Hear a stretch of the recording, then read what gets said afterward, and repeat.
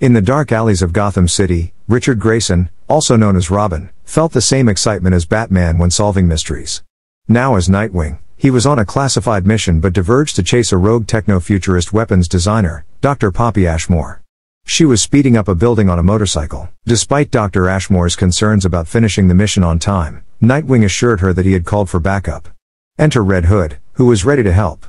Red Hood warned Nightwing about the property damage caused by shooting out building windows, fearing it might attract the attention of the new Batman. The dynamic duo raced against time, determined to stop Dr. Ashmore and wrap up the mission before the new Batman intervened. In Gotham City, the bad guy on the motorcycle eventually crashes. Red Robin shows up as a distraction, allowing Nightwing and Red Hood, also known as Jason, to knock him out. After the takedown, Jason suggests grabbing drinks, but Tim is too young. Ignoring Jason's suggestion, Nightwing stands on the building, looking at the city. Tim asks what it's like to see Gotham from that high, and Nightwing admits it feels strange to be back, especially with his new job spying on superheroes. His mentor, Batman, doesn't even remember him. The new Batman, authorized by the police, is quite different from the old one, and Gotham seems like a whole new place. Nightwing needs to get back to his mission, so he borrows a grappling gun from Tim for quick travel. As Nightwing prepares to leave, Tim wonders if the enjoyment they have working together was part of Batman's plan. What if Batman chose each of them for a reason? In the Narrows, Commissioner Jim Gordon is on the hunt for Bluebird, a skilled young operative. Despite using advanced tracking tech, Bluebird always manages to slip away. Drawing on his experience with his own teenage daughter, Gordon decides to depend on a more old-school approach. He lifts a nearby dumpster and discovers Bluebird hiding behind it. Gordon assures her he's not there to arrest her but needs to take her equipment and secure her for safety reasons. Bluebird, however, dismissively states that he's not the Batman. She fought alongside the real Batman, who had intended to train her before his passing. Feeling the loss, she activates a device that disrupts Gordon's Batsuit signal, rendering him immobile. As Bluebird leaves him behind, she warns Gordon to be cautious about chasing someone who can shut him down instantly. She may be young, but she's not one to be underestimated. Richard Grayson, on a classified mission, goes undercover as a professor at the grand opening of Gotham State University's Tower of Enlightenment. The intel he received reveals a threat of a dirty bomb during the event.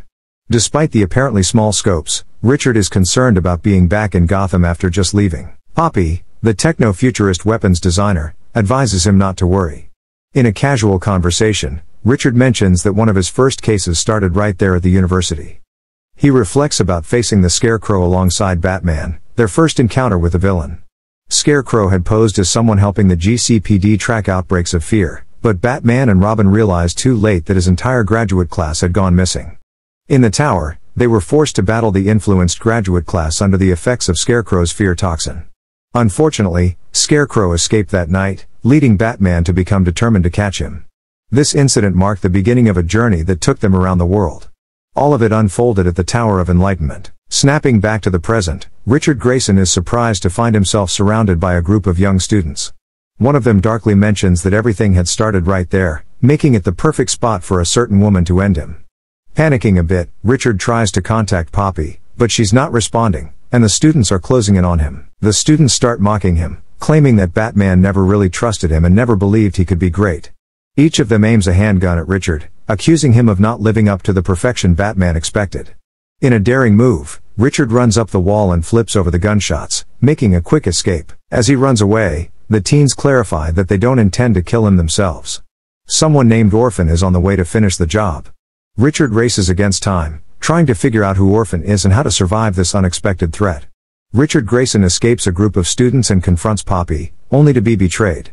She grazes him with a gunshot, revealing a connection to someone named Mother.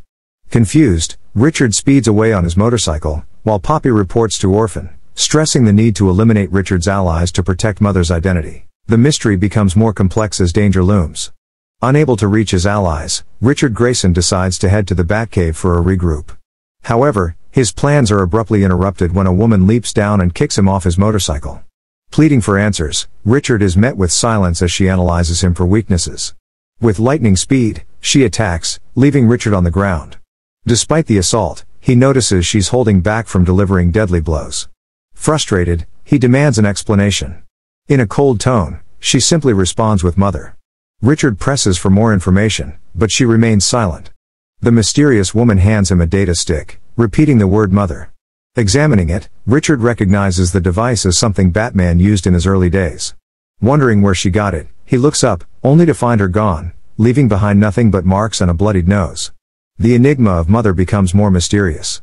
Returning home to her Narrows apartment, Bluebird, Harper, shares Chinese takeout with her brother Cullen. He mentions Stephanie Brown's annoyance at being left behind again. Cullen suggests it might be time for Harper to give up being Bluebird. Harper smiles, insisting she knows what she's doing, and promises to hang out with him and Steph later. As she heads to the bathroom for privacy, a ninja-like man suddenly appears, warning her that she is the key to something Richard Grayson cannot know, and she must die.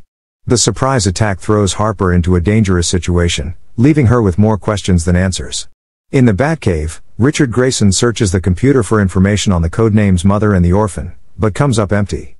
Turning to the data stick, he finds a list of names labeled as Mother's children, marked for termination before Phase 3 of a mysterious plan. To his shock, his name and the other Robins are on the list. With a confused exclamation, Richard's voice triggers a program on the stick. A hologram of Batman appears, delivering a confession exclusively for him. The revelation intensifies the mystery, leaving Richard with more questions about Mother's sinister agenda.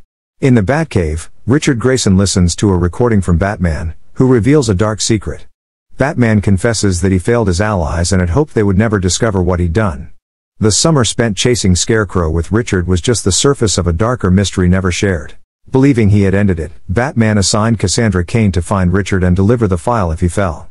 Bruce warns Richard not to underestimate Mother, who has the power to control people, potentially those he loves. The power is Batman's fault, and Mother is his greatest sin, his deepest regret. Bruce asks for Richard's forgiveness before abruptly ending the recording, leaving Richard with unanswered questions and a growing sense of worry. Several years ago in Cairo, a boy's life was shattered when he witnessed the senseless murder of his parents. Shockingly, the culprit was none other than Batman, acting in accordance with Mother's sinister plan. The traumatic event leaves the boy scarred and haunted, forever changed by the darkness planned by Mother and executed by the Dark Knight.